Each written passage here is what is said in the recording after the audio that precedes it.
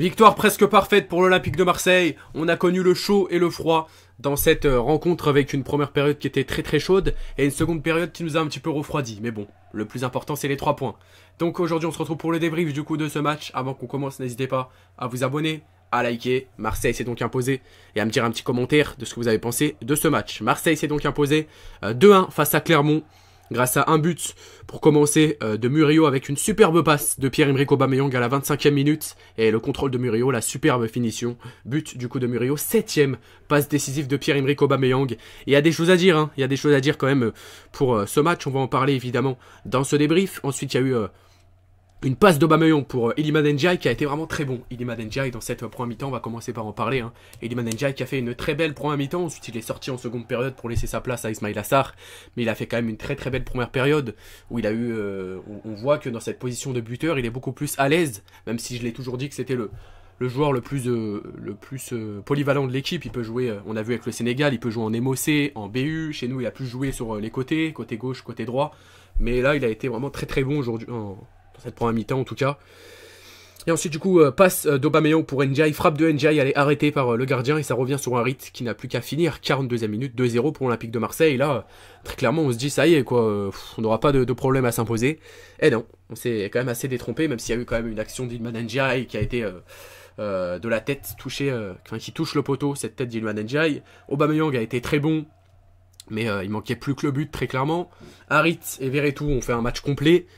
Clermont n'a rien Clermont n'a rien réussi en première mi-temps, 0 tir et 0 occasion tentée pour les Clermontois.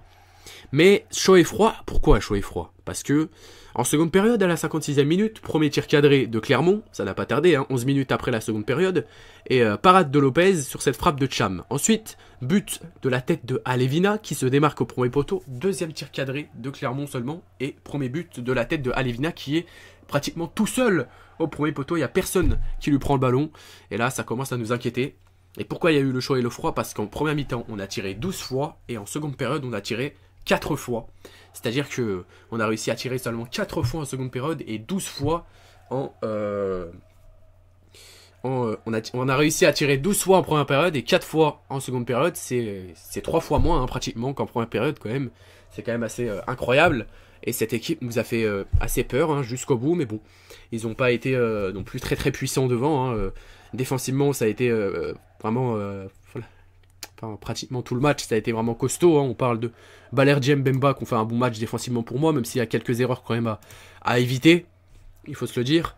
Lodi, j'ai plutôt bien aimé dans ce match. Il y a eu quelques erreurs quand même de sa part, mais en vrai c'était un match beaucoup plus géré en tout cas que ces derniers matchs qu'il nous a proposé sous le maillot de l'OM, ça c'est sûr. Et c'était donc le dernier match de l'Olympique de Marseille au Vélodrome dans cette année civile. On aura du coup un dernier match avant la trêve, avant les fêtes, etc. Face à Montpellier. On aura Montpellier-Marseille qu'on jouera à Montpellier, mais c'était donc le dernier match au Vélodrome et Dimitri Payet était présent. Et Dimitri Payet a tout simplement dit qu'il était prêt, après sa carrière en tout cas, avoir un poste important dans le football. On espère le voir, pourquoi pas président de l'Olympique de Marseille. Ça serait vraiment très très bien pour lui, pour nous surtout. Et pour lui aussi, ça serait très très nostalgique. Voilà. En tout cas, qu'est-ce qu'on pourrait dire d'autre de ce match? Qu'est-ce qu'on pourrait dire d'autre? Il y a eu la sortie de Verretou, l'entrée de Vitinha et de Unai, sortie de Verretou et Aubameyang en seconde période, l'entrée de Vitinha et Unai. Unai a tenté des choses, mais bon, on n'a pas eu assez de temps pour le voir, je pense. Vitinha, assez compliqué, hein, c'est invisible, Vitinha aussi sur son entrée. Mais bon, on va pas juger sur une entrée. Encore il aurait joué à peu près le même temps qu'Aubameyang, on aurait pu juger, mais là, non, je pense pas qu'on peut juger directement sur son entrée. Qu'est-ce qu'on peut dire d'autre? Demain du coup je serai en live hein, pour le tirage de la Ligue des Champions, de l'Europa League et de la Conference League. On commencera à 11h25 pour le live de demain. Et j'espère la pire équipe à tirer, ça serait le Milan AC demain. Ça serait le Milan AC. Après voilà, impossible n'est pas marseillais. On a peur de personne et s'il faut sortir le Milan AC, bah voilà, j'y crois qu'on le fera tout simplement. J'y crois qu'on le fera et j'espère qu'on le fera. Et il faut avoir confiance en nous. On est sur une 4e victoire d'affilée en Ligue 1. C'est 3 bons points de prix. Et on va aller voir le classement maintenant. Hein, si on a l'occasion de le voir, voilà hein, le classement. Alors attendez, là c'est le bas de classement et on va aller voir du coup le haut de classement. Marseille du coup qui passe devant Lens. Marseille passe devant Lens avec 6 points On est à 6 points de Nice et on est à 4 points de Monaco. On est à 4 points de Monaco, les amis, c'est quand même incroyable. 4 points du podium. On remonte, ça fait du bien. Et cette victoire qui fait énormément de bien à tout le monde. Je pense à Minarit a fait un bon match aussi, un très très bon match d'Aminarit, il a su marquer. Lopez a su sortir des parades importantes quand il le fallait.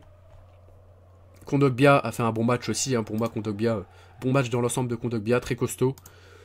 Gigot, très très bon match défensivement aussi. Balerdi, pareil, j'ai trouvé que c'était propre défensivement. Il y a eu la défense Balerdi, Gigot, Mbemba. Lui qui a le moins géré, je pense, en tout cas en seconde période, c'est Mbemba. C'est Mbemba, il y a eu beaucoup d'erreurs défensives, mais bon, dans l'ensemble c'était plutôt propre.